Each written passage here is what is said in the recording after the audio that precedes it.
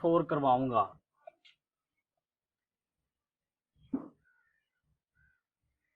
FSc second year का chapter number 4, और ये चैप्टर एनालिटिकल ज्योमेट्री से रिलेटेड है।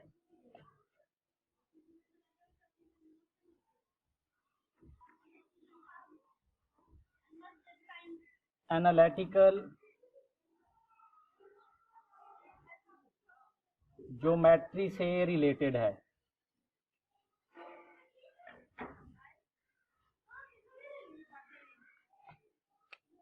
एनालिटिकल ज्योमेट्री को सबसे पहले एक फ्रेंच मैथमेटिशियन जिसका नाम रेने डिस्कॉल्ड था, उसने इंट्रोड्यूस कराया था।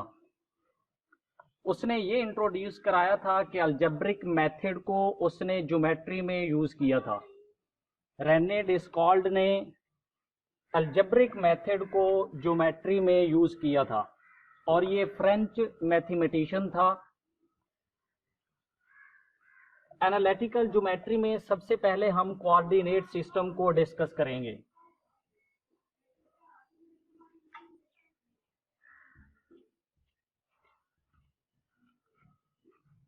कोऑर्डिनेट एक्सिस हमारे पास क्या होते हैं एनालिटिकल ज्योमेट्री में?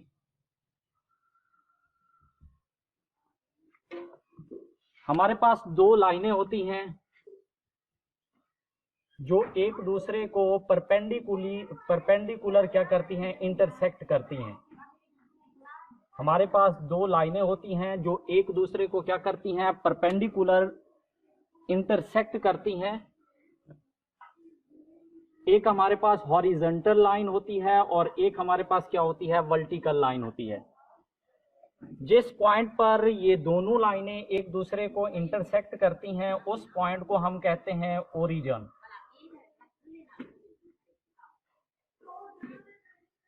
जिस पॉइंट पर ये दोनों लाइनें एक दूसरे को इंटरसेक्ट करती हैं उस पॉइंट को हम कहते हैं ओरिजिन, और उसे ओ से डिनोट किया जाता है। हॉरिजॉन्टल लाइन को हम एक्स ओ एक्स डैश का नाम देते हैं, जबकि वर्टिकल लाइन को वाई ओ वाई डैश का नाम देते हैं।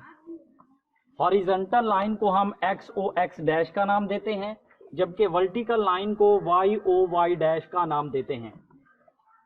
तो हमने इसमें हॉरिजॉन्टल लाइन को, जो हमारे पास हॉरिजॉन्टल लाइन है, इसको हम हॉरिजॉन्टल एक्सिस भी कहते हैं, और जो वर्टिकल लाइन है हमारे पास उसको हम वर्टिकल एक्सिस भी कहते हैं। तो हम इसको जहां पे जो ये लाइनें जहां पर इंटरसेक्ट करती हैं वो हमारे पास पॉइंट ऑफ इंटरसेक्शन क्या होता है, पॉइंट ऑफ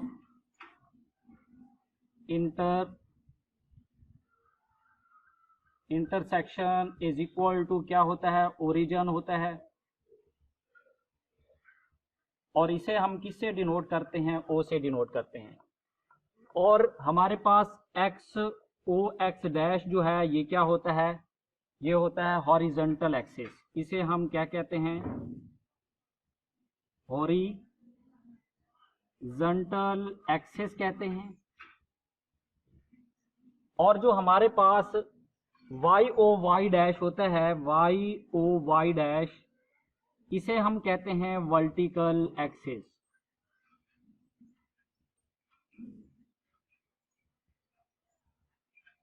इसको हम कहते हैं हॉरिजॉन्टल एक्सिस, हॉरिजॉन्टल एक्सिस, और इसको हम कहते हैं वर्टिकल एक्सिस।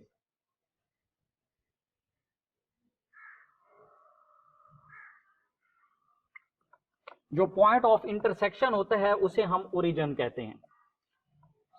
ये हमारे पास क्या होता है, एक 2 डायमेंशनल सिस्टम होता है।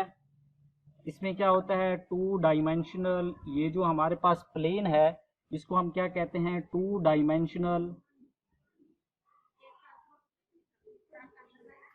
Dimensional coordinate system.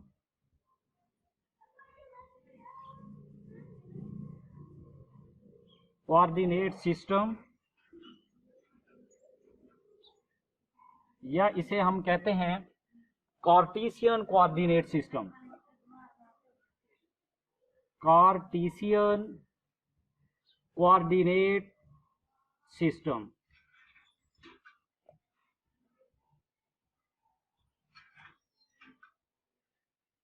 इस सिस्टम को हम क्या कहते हैं? टू डायमेंशनल कोऑर्डिनेट सिस्टम कहते हैं या कार्टेशियन कोऑर्डिनेट सिस्टम कहते हैं। अब एक प्लेन में ये जो हमारे पास टू डायमेंशनल कोऑर्डिनेट सिस्टम है, इस पर अगर हम एक पॉइंट लें तो उस पॉइंट पर पहुंचने के लिए हम कैसे जाएंगे? ये हमारे पास क्या हो गया? एक्स, ये ओरिजिन हो गया, ये एक्स डैश हो गया, और ये हमारे पास क्या हो गया? वाई हो गया, और ये हमारे पास क्या हो गया? वाई डैश हो गया। अगर मैं यहाँ पे एक पॉइंट लेता हूं तो इस पॉइंट पर मैं कैसे पहुंचूंगा? तो मैं एक परपेंडिकुलर ड्रा करता हूं एक्स एक्सिस के ऊपर, जो किसके है? वर्टिकल लाइन के पैरेलल है, और एक मैं परपेंडिकुलर ड्रा करता हूं वाई एक्सिस के ऊपर, जो क्या है? हमारे पास एक्स एक्सिस के क्या है? पैरेलल है। तो ये जो हमारे पास एक्स एक्सिस पर जो डिस्टेंस बन रहा है, ये क्या बन रहा है? एक्स बन रहा है, और जो वाई एक्सिस के साथ डिस्टेंस बन रहा है वो कौन सा बन रहा है? वाई बन रहा है। अगर ये एक्स है तो ये भी क्या होगा? एक्स होगा। अगर ये वाई है तो ये भी क्या होगा? वाई होगा। तो इस पॉइंट पर पहुंचने के लिए हमारे पास क्या होंगे? एक्स भी होगा और वाई भी। हम डिस्टेंस क्या करेंगे? कवर करेंगे, P into x comma Y, और इसे हम कहते हैं ऑर्डर पेयर। इस p into x comma Y को हम क्या कहते हैं? इसे कहते हैं ऑर्डर पेयर। इसे हम कहते हैं order pair. p into x comma Y को हम क्या कहते हैं? Order pair. किसी भी पॉइंट को एक प्लेन पर इस तरीके से डिनोट किया जाता है, इस तरीके से ज़ाहिर किया जाता है।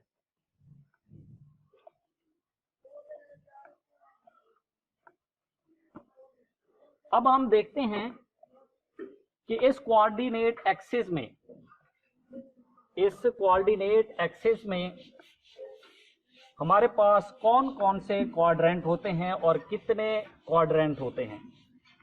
ये हम 9th क्लास में भी पढ़ के आए हैं कि कोऑर्डिनेट एक्सिस में हमारे पास 4th क्वाड्रेंट होते हैं।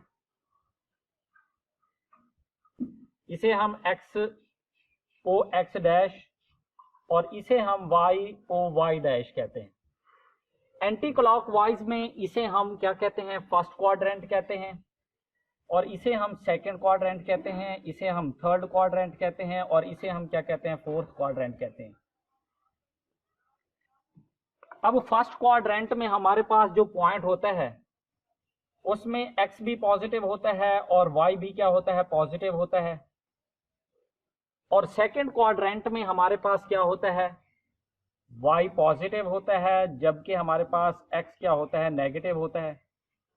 थर्ड क्वाड्रेंट में x भी नेगेटिव होता है और y भी हमारे पास क्या होता है? नेगेटिव होता है।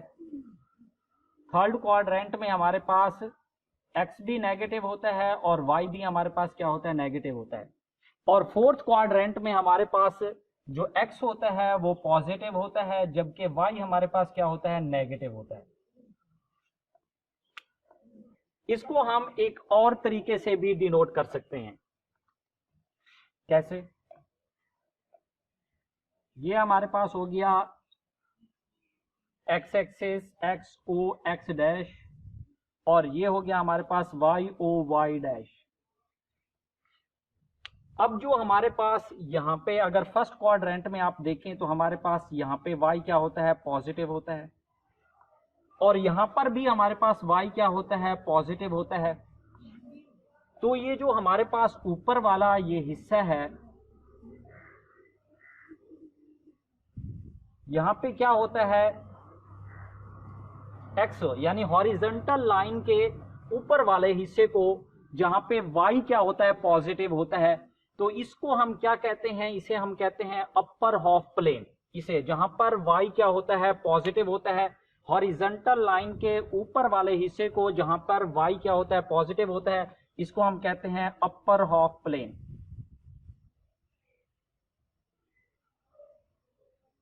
इसे हम कहते हैं अपर हाफ प्लेन।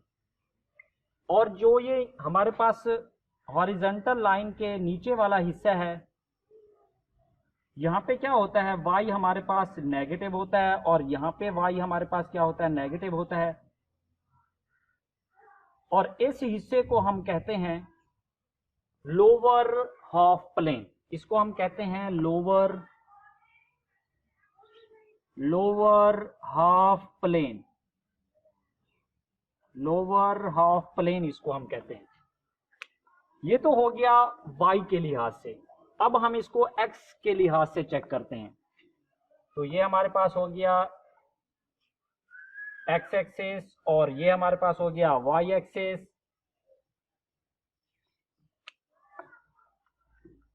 तो यहां पे हमारे पास आ जाएगा x o x डैश, जबकि यहां पे आ जाएगा y o y डैश। अब जो वर्टिकल लाइन के इस हिस्से पर क्या होता है, हमारे पास यहाँ पे x क्या होता है, पॉजिटिव होता है, और यहाँ पर भी x क्या होता है, पॉजिटिव होता है। तो इस हिस्से को, ये जो आपको नजर आ रहा है ये हिस्सा वर्टिकल लाइन के राइट हैंड साइड पे जो हिस्सा है, इसको जहाँ पे x एक्सिस, यहाँ पे क्या होता है, x कोऑर्डिनेट पॉजिटिव होता है, तो हम इसको कहते हैं राइट हाफ प्लेन। इसे हम कहते हैं राइट हाफ प्लेन। और ये हिस्सा जहां पर y क्या होता है, y कोऑर्डिनेट नेगेटिव होता है, और यहां पे हमारे पास y कोऑर्डिनेट क्या होता है, नेगेटिव होता है। तो इस हिस्से को हम क्या कहते हैं, ये वर्टिकल लाइन के क्या है, लेफ्ट साइड पे है, तो हम इसे कहते हैं लेफ्ट हाफ प्लेन। इसे हम कहते हैं लेफ्ट हाफ प्लेन। इसे हम कहते हैं लेफ्ट हाफ प्लेन। जहां पर y पॉजिटिव होता है तो उसे हम कहते हैं अपर हाफ प्लेन, और जहां पर y नेगेटिव होता है उसे हम कहते हैं लोअर हाफ प्लेन, और जहां पर x पॉजिटिव होता है उसे हम कहते हैं राइट हाफ प्लेन, और जहां पर x नेगेटिव होता है उसे हम कहते हैं लेफ्ट हाफ प्लेन। अब हमारे पास जो पॉइंट था P into x comma y, x को हम कहते हैं x कोऑर्डिनेट, इसे हम कहते हैं x कोऑर्डिनेट, या इसे हम अब्सीसा भी कहते हैं, या इसे हम अब्सीसा भी कहते हैं, x कोऑर्डिनेट भी कहते हैं, या इसे हम अब्सीसा भी कहते हैं। और y को हम कहते हैं y कोऑर्डिनेट, y कोऑर्डिनेट भी कहते हैं, या हम इसे कहते हैं ऑर्डिनेट, ऑर्डिनेट्स। x कोऑर्डिनेट को अब्सीसा भी कहते हैं, और y कोऑर्डिनेट को हम क्या कहते हैं, ऑर्डिनेट कहते हैं। एनालिटिकल ज्योमेट्री का कंसेप्ट हमें सबसे पहले फ्रेंच मैथमेटिशियन ने दिया था, जिसका नाम रेने डिस्कॉल्ड था। उसने अलजेब्रिक मेथड को ज्योमेट्री में इंट्रोड्यूस कराया था। तो कोऑर्डिनेट एक्सिस में दो एक्सिस होते हैं, एक हॉरिजॉन्टल एक्सिस होता है जिसको हम एक्स ओ एक्स डैश कहते हैं, और एक वर्टिकल एक्सिस होता है जिसे हम वाई ओ वाई डैश कहते हैं। तो यहाँ पे हमारे पास जो इन लाइन का पॉइंट ऑफ इंटरसेक्शन होता है उसे हम ओरिजिन कहते हैं। तो जहां पर y पॉजिटिव होता है उसे हम अपर हाफ प्लेन कहते हैं, और जहां पर y नेगेटिव होता है उसे हम लोअर हाफ प्लेन कहते हैं, और जहां पर x पॉजिटिव होता है उसे राइट हाफ प्लेन कहते हैं, और जहां पर y x हमारे पास नेगेटिव होगा उसे हम लेफ्ट हाफ प्लेन कहते हैं। अब एक्सरसाइज 4.1 को के दो पॉइंट के दरमियान हम डिस्टेंस फार्मूला, सबसे पहले हमारे पास होता है डिस्टेंस फार्मूला, कि दो पॉइंट के दरमियान हम कैसे डिस्टेंस फाइंड कर सकते हैं।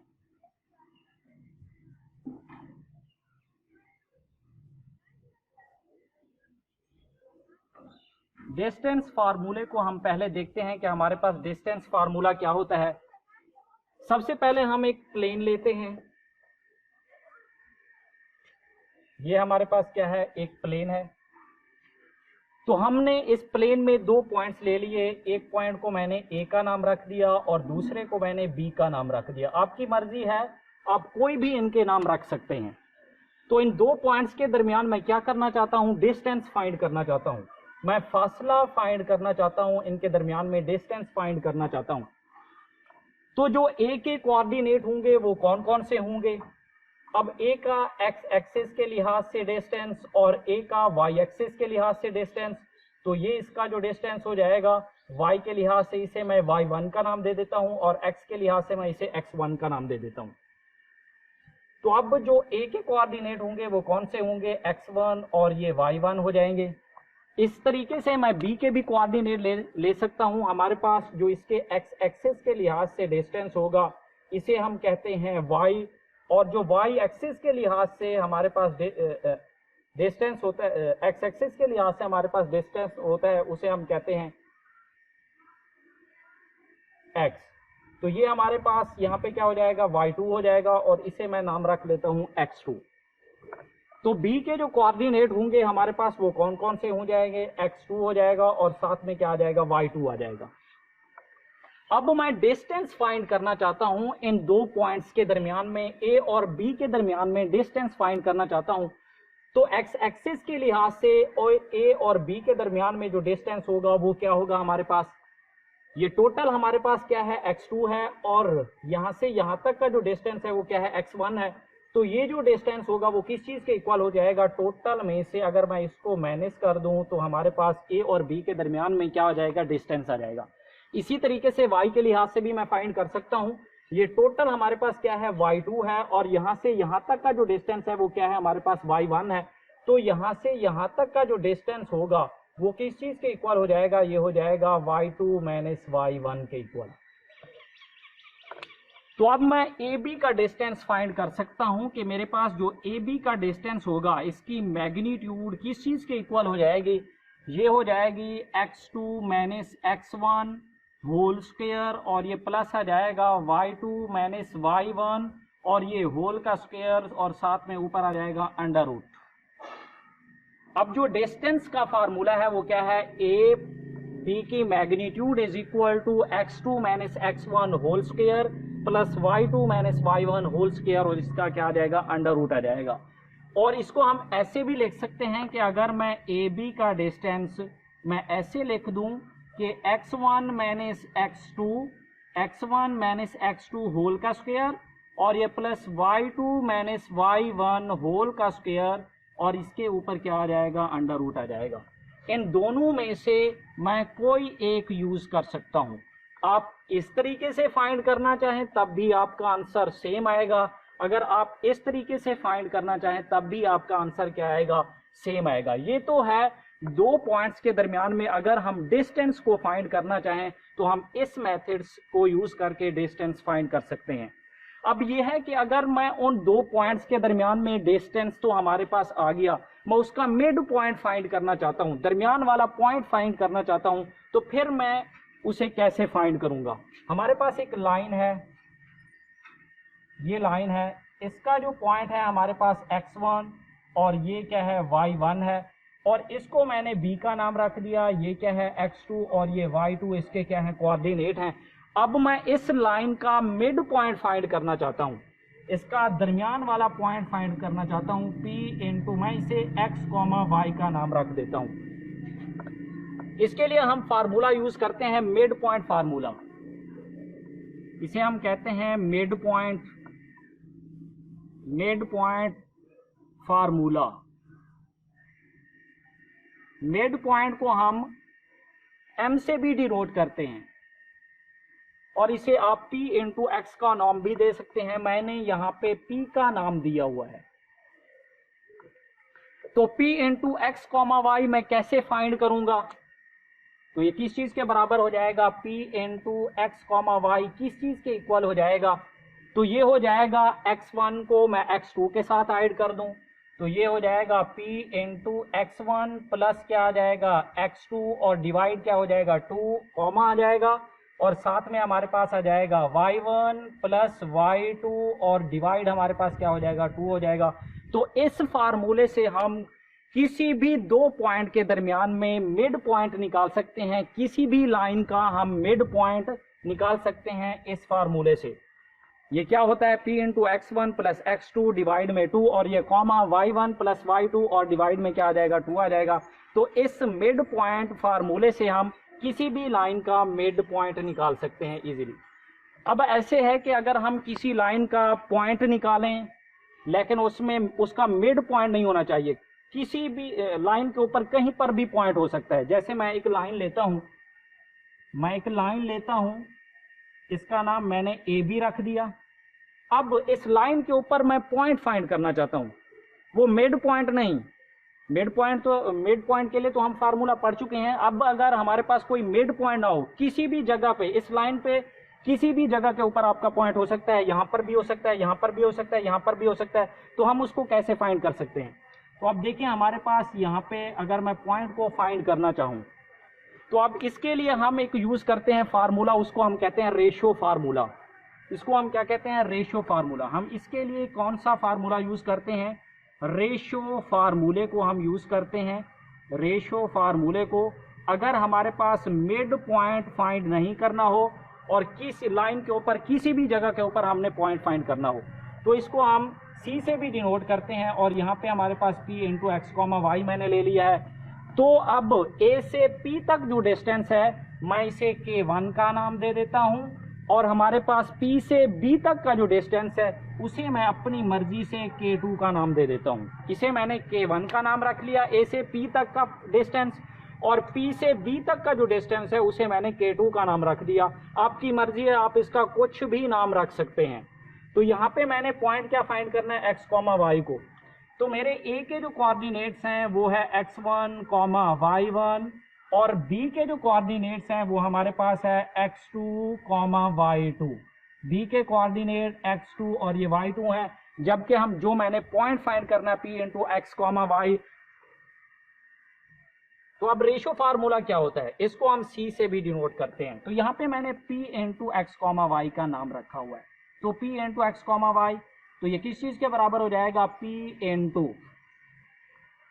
क्या आ जाएगा हमारे पास, यहाँ पे आ जाएगा k1 x2 और ये प्लस k2 x1 और डिवाइड में आ जाएगा k1 प्लस k2 और ये कॉमा हमारे पास आ जाएगा k1 y2 और ये प्लस k2 और यहाँ पे आ जाएगा y1 और नीचे हमारे पास आ जाएगा k1 प्लस k2।